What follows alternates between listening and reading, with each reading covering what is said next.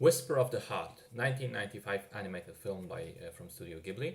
It's a mix of a slice of life picture, a coming of age story, and a love story. The main character is a young girl called Tsukushima. She lives in Tokyo with her family and is an avid reader, frequently goes to the library to continue taking out books one after the other.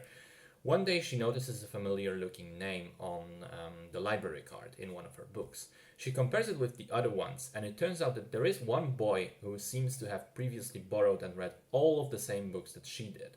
So then Tsukushima starts daydreaming about who that might be and how he is and if she'll be able to meet him somehow.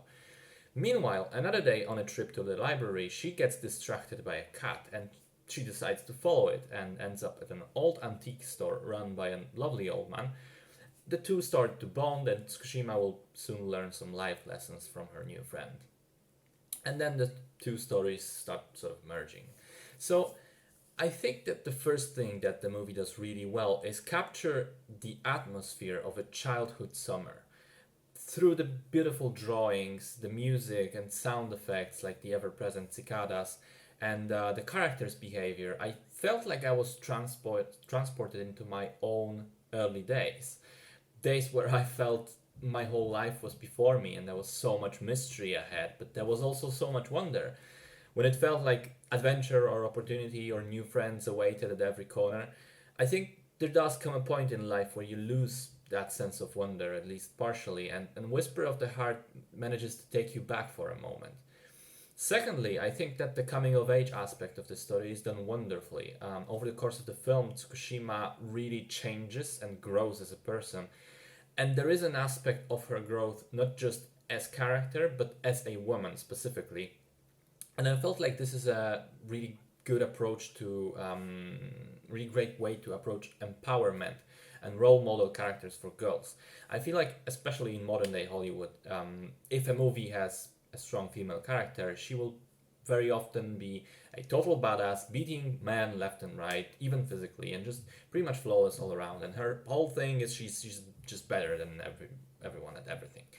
Whereas Tsukushima represents, I think, something more familiar, more grounded. She's a regular girl that faces challenges more akin to what normal people face, and through those challenges, she displays qualities that feel real and lifelike. And so, as a result, I think lessons coming from her journey are maybe more relatable and therefore more valuable.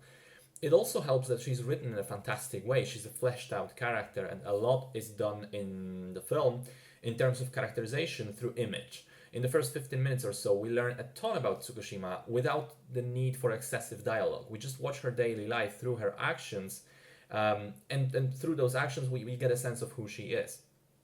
I also think the movie strongly resembles Kiki's Delivery Service, another Ghibli movie, in the way that they are both low stakes slice of life films.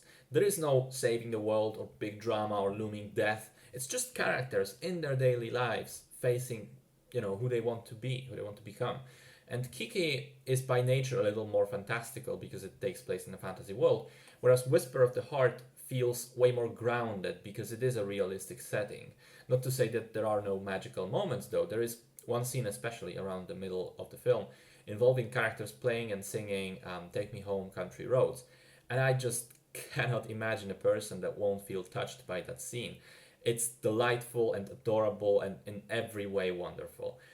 All in all, I think Whisper is a great film for all kinds of audiences. The kids will surely get inspiration and some important life lessons from it, while adults can relive that magical moment of innocence and first love just one more time.